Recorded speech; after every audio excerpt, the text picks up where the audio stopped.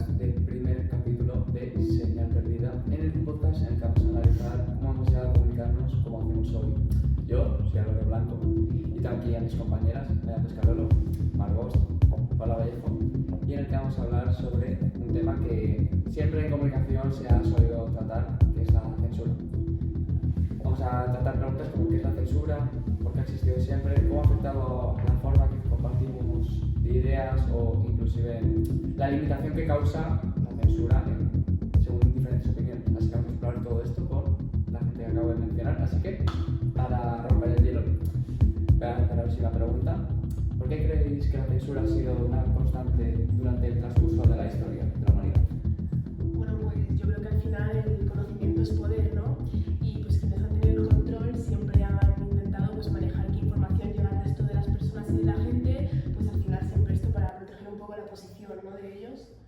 Sí, también porque la comunicación siempre desafía la norma, es decir, siempre que alguien dice algo que incomoda se intenta silenciar de alguna forma. Hoy en día lo vemos incluso en todo este tema del internet y en cómo las formas lo han cambiado. O sea, ahora mismo vemos que la censura, sobre todo en los niños pequeños, es un tema muy polémico, ya que el objetivo sigue siendo controlar un poco lo que estamos viendo, leemos, etc. Vamos a movernos un poco a profundizar en el tema de la censura, moviéndonos a cómo era la historia antiguamente. Así que cuéntanos un poco, Maya, cómo empieza todo esto de la antigüedad. Claro, pues mira, la censura es tan vieja como la escritura misma, ¿no? Y, por ejemplo, en la antigua Roma tenían una cosa que era llamada déjeme leerlo porque es una palabra un poco complicada, el damnatio memoriae, que era pues básicamente borrar a alguien de la historia como tal. Y bueno, si un político caía en la desgracia, pues eliminaban su nombre de los documentos, de las estatuas, de todas partes. Y pues nada, es como si nunca hubiera existido. Sí, es un poco más similar al tema de las funas de Twitter de típico de famosos. Similar, ¿no? Podríamos decir. Bastante parecido, yo diría así. Y en el ámbito religioso también pues, fue clave esta censura, pues porque al final en la Edad Media la Iglesia Católica pues, creó lo que sería el índice de los libros prohibidos, que era donde incluían pues, lo que consideraban escrituras como peligrosas, como las de Galileo Galilei, y tampoco se podían leer pues, ese tipo de cosas que cuestionaban el modelo geocéntrico del universo en el cual pues, se basaba la fe. Claro. Pero ¿qué pasa si, por ejemplo, alguien decía desafiar a la censura que provocaba esto? ¿Qué pasaría? Pues al final yo creo que eso podía llegar a enfrentar unos ciertos castigos que en esa época podían ser muy graves. Por ejemplo, la muerte, que era uno de los castigos más típicos de la época, y un caso famoso en el que Giordano Bruno fue quemado vivo por plantear ideas que iban en contra de esas creencias religiosas, y la censura pues, no solo limitaba esas ideas, sino que también imponía pues, ese miedo a la gente y a poder pensar con su propia mente y a cuestionarse las cosas. Claro, podemos apreciar que desde el principio de los tiempos, incluso desde Roma, la censura controlaba el tema de la comunicación y no solo también en la comunicación misma, sino el ámbito científico y filosófico. O sea... Ya, y es que eso pues claramente desarrolló, y bueno, dijo cómo se iba a desarrollar la humanidad con el tiempo, durante los siglos. Moviendo del tema de la censura en la antigüedad, vamos a centrarnos un poco, ya que nosotros vivimos en España, vamos a centrarnos en el siglo XX en España, donde la censura ha tenido un gran impacto, ¿no, Mar? Sí, durante la dictadura de Franco, del 39 al 75, la censura fue algo esencial en este régimen, ya que todo estaba bajo control, los periódicos, la radio, el cine e incluso las cartas personales. ¿Y cómo funcionaba esa censura que proponía Franco? Bueno, básicamente había comités que estaban encargados de revisar todo lo que se publicaba o se transmitía por, como he dicho antes, la radio y la televisión. Por ejemplo, en el cine, si había una escena que no les gustaba, se eliminaba, se cortaba y se cambiaba por otra. De hecho, hay una anécdota, bueno, hay una película muy famosa que es Casablanca, que casi no llega a estrenarse en España porque la trama hablaba de la resistencia, algo que incomodaba al régimen de Franco. Vale, pero normalmente en el tema de la literatura siempre ha habido escritores que han estado muy en contra de Francisco Franco, en este caso. ¿Cómo era en la literatura esa censura?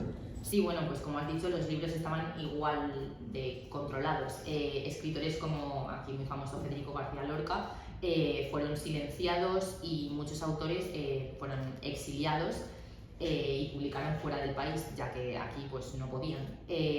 Un ejemplo interesante es el de La colmena, de Camilo José Cela, que tuvo que ser editada para pasar los filtros de este régimen. ¿Y qué pasaba si, por ejemplo, alguien subía algo en relación con esto de que hemos estado hablando? ¿Qué pasa si incumple esas como reglas del régimen? Bueno, pues básicamente podías o ir a la cárcel o ser vetado como autor. Además estaba el conocido Nodo, que era un noticiero en el que, bueno, era obligatorio en los cines y era básicamente propaganda del régimen de Franco. Y bueno, básicamente si ibas a ver una película, primero tenías que tragarte 15 minutos de noticias del Nodo que mostraban a Franco como a un héroe. Sí, es muy similar a, por ejemplo, los regímenes totalitarios de la Segunda Guerra Mundial. Es ciertamente similar, ¿no? Se asemejan, ¿no? Totalmente, pero lo interesante es que a pesar de todo hubo formas de resistir, como publicaciones clandestinas o mensajes simbólicos en obras de arte. Sí, al final esto es un poco lo que pasa con la censura, que cuanto más se estaba intentando controlar y todo eso, la resistencia se ponía muchísimo más creativa y sacaba nuevas formas para expresarse y que no les censuraran. Bueno, ahora vamos a centrarnos un poco en el apartado del siglo XXI, que es la tecnología, ¿no? Pablo, vamos a hablar sobre la era digital y cómo la censura ha evolucionado en el transcurso también de la tecnología, ¿no?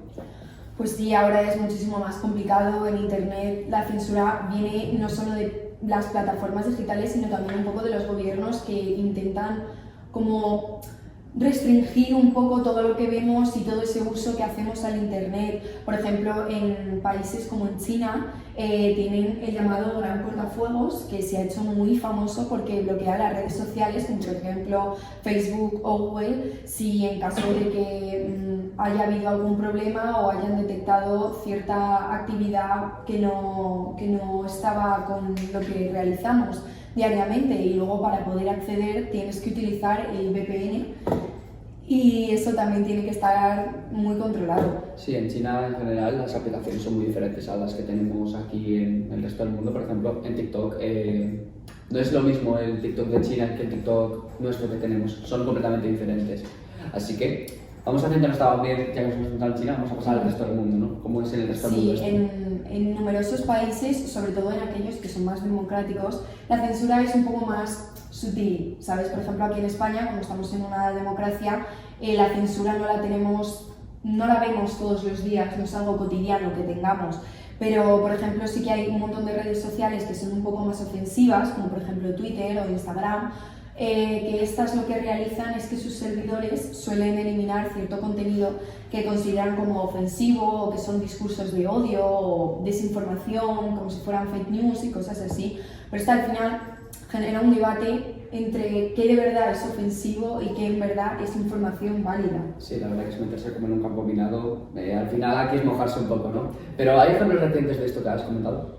Sí, hay un ejemplo muy presente. Por ejemplo, durante la pandemia del COVID-19, muchísimas plataformas eliminaron un montón de publicaciones porque las consideraban desinformación. O sea, plataformas como por ejemplo Instagram lo que hizo es que puso a sus trabajadores a eliminar noticias, publicaciones, vídeos y cosas que no habían sido ciertas, y sobre todo más teniendo en cuenta que estábamos en una pandemia mundial, o sea, una pandemia que estaba afectando a todo el mundo. También hubo políticos que han estado en el punto de mira, como por ejemplo Donald Trump, que fue bloqueado durante este tiempo en Twitter porque incitaba el odio, sobre todo en este caso del COVID-19, y él al final lo que decía era que no era una pandemia, o sea, que tendríamos que salir cuando había un montón de gente muriendo y un montón de gente muy afectada. Sí, por ejemplo, está el típico caso de Donald Trump en el que sugirió inyectarse gel hidroalcohólico para curarte del COVID, algo que obviamente es información claramente clara. Pero en general, aunque todo esto con la tecnología o diferentes herramientas, yo creo que al final el dilema sigue siendo el mismo, pasando por todo tipo de historia, que es, ¿debe existir una libertad total o debe haber un control para tú poder evitar los daños que haces, con tu opinión? Efectivamente, al final eso es un poco la controversia que genera todo esto de que esté controlado o no, porque mucha gente no sabe si es necesario tener tan controlado todo, porque también afecta sobre todo no solo a nosotros, sino también a todos esos niños pequeños que ya están consumiendo no solo redes, sino vídeos y cosas. Al final lo interesante es que hay un montón de formas de resistir a toda esta censura, a todo este bloqueo, que es un poco esas redes descentralizadas o unas herramientas más de cifrado para que no tengas la necesidad de estar, o sea, de que esta censura no sea así, de esta forma, y al final es un juego constante entre los que censan y los quienes buscan saltarse esas reglas.